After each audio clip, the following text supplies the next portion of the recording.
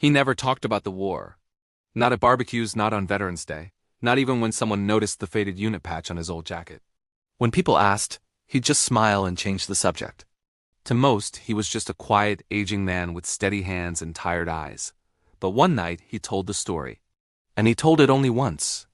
It was the winter of 1969, deep in the highlands. The air was cold enough to sting, and the fog rolled in so thick it swallowed sound. His unit was sent to secure a remote valley strategically important, they said, though to him it looked like nothing more than endless trees and mud. They were young, most of them barely old enough to vote. They joked to stay sane, shared cigarettes, and passed around letters from home. They believed, or at least hoped, that luck would carry them through. The ambush came just before dawn. The first explosion lifted the ground like it was breathing. The second took out the radio, training kicked in, but fear followed close behind. The world narrowed to noise, smoke, and the sharp crack of gunfire echoing off the hills. He remembered faces more than sounds. A kid from Ohio who talked nonstop about baseball. A farm boy who carried a photo of his newborn daughter. A medic who moved without hesitation, crawling straight into danger. The firefight lasted less than 20 minutes, but it felt like hours. When it ended, the fog returned, heavy and quiet. Too quiet. They had lost half the platoon. Orders came fast after that: secure the area, collect what you can, prepare for extraction. There was no time for grief.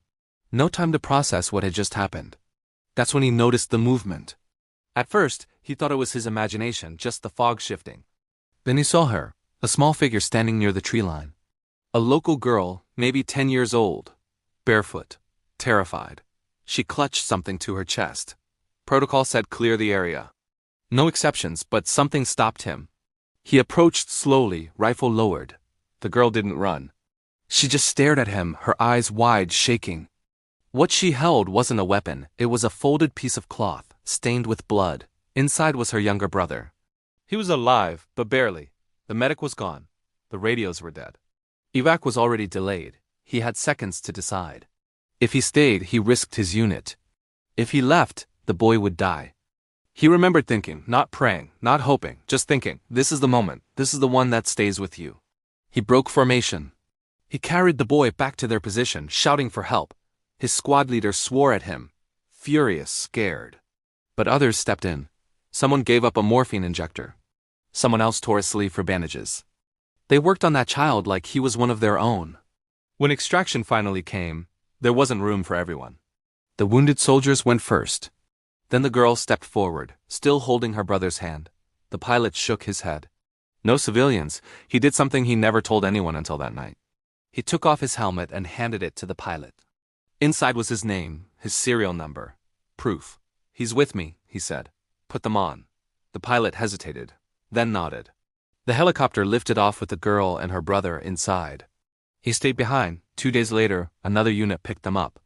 The war went on. He finished his tour. He came home. Life moved forward, as life does. He got married, worked, paid bills, and grew old. But that moment never left him. Years later, decades later, he received a letter. It was written carefully, in imperfect English. It was from a man who now lived in California.